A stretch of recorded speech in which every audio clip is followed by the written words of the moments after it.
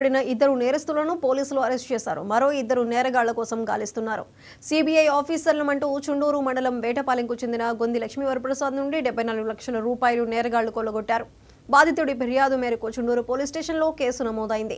ఈ కేసును సవాల్గా తీసుకుని ఐటీ కోర్ బృందం, జిల్లా పోలీసుల నేతృత్వంలో ప్రత్యేక బృందాలను ఏర్పాటు చేయడం జరిగిందని ఎస్పీ మీడియాకు చెప్పారు. ఇప్పటి వరకు ఈ కేసులో ముద్దాయిల నుండి 7 లక్షల రూపాయలు రికవరీ చేశామని ఎస్పీ చెప్పారు. నేరగాళ్ల అకౌంట్లోని 17,90,680 రూపాయల నగదును స్తంభింపజేశామని ఎస్పీ చెప్పారు. ముద్దాయిల నుండి వివిధ బ్యాంకులకు చెందిన 24 ఏటీఎం కార్డులు, 11 చెక్ బుక్లు, 4 మొబైల్ ఫోన్లను సీజ్ చేశామని ఎస్పీ తెలిపారు. సైబర్ నేరాలకు గురైనట్లయితే 1930కు కాల్ చేయాలని ఎస్పీ ప్రజలకు తెలిపారు.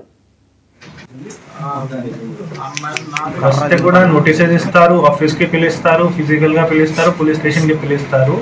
సో ఇలాంటి దాంట్లో నమ్మేసి లేకపోతే భయపడేసి ఎవరికి డబ్బు ఇవ్వాల్సిందే లేకపోతే ట్రాన్సాక్షన్ చేయాల్సిందే అవసరం లేదు. Now coming to our case, మన దగ్గర కూడా చుండూరులో గత నెల ఒక కేసు రిజిస్టర్ చేయడం జరిగింది. దాంట్లో విక్టిమ్ ఆయన ఒక 74 lakhs వరకు పోగొట్టుకున్నారు.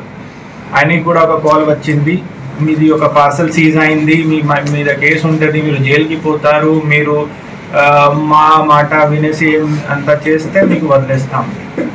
సో ఆయన over continuous period of time around 75 lakhs transaction చేశారు.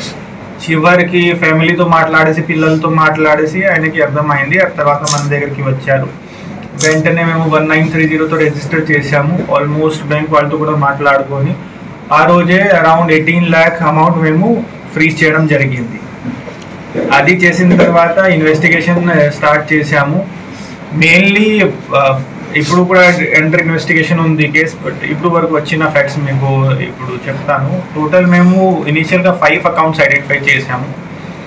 దాంట్లో గత 2 నెలలు చూస్తే ఒక 18 crores వరకు ట్రాన్సాక్షన్ జరిగాయి.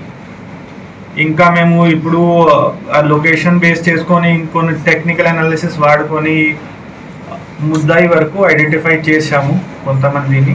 యాక్చువల్లీ ఒక పెద్ద గ్యాంగ్ ఉంది. దాంట్లో మన టీం ఇక్కడ నుండి పంపించేసి రాజస్థాన్లో కూడా ఇలాంటివి ఉంటారు చేస్తున్నారు, అక్కడ పంపించాము. ఏటీఎం విత్డ్రాల్స్ కొన్ని జరిగాయి. ఏటీఎం విత్డ్రాల్స్ జరిగిన తర్వాత దాంట్లో మేము చూసాము, ఫుటేజ్లో ఐడెంటిఫై అయ్యారు కొంతమంది. కానీ ఇవి అంతా ఏంటి, ఫోన్ నెంబర్ ఒక పేరు మీద ఉంటుంది, అకౌంట్ ఒక పేరు మీద ఉంటుంది, లొకేషన్ ఎక్కడైనా చూపిస్తుంది. వాళ్ళు నార్మల్గా వాట్సాప్ కాల్ వాడతారు. అది జనరల్గా డిటెక్ట్ చేయడానికి కొంచెం కష్టంగా ఉంటుంది. వస్తే కూడా నోటీసెస్ ఇస్తారు, ఆఫీస్కి పిలుస్తారు, ఫిజికల్గా పిలుస్తారు, పోలీస్ స్టేషన్కి పిలుస్తారు. సో ఇలాంటి దాంట్లో నమ్మేసి లేకపోతే భయపడేసి ఎవరికి డబ్బు ఇవ్వాల్సిందే లేకపోతే ట్రాన్సాక్షన్ చేయాల్సిందే అవసరం లేదు. Now coming to our case, మన దగ్గర కూడా చుండూరులో గత నెల ఒక కేసు రిజిస్టర్ చేయడం జరిగింది. దాంట్లో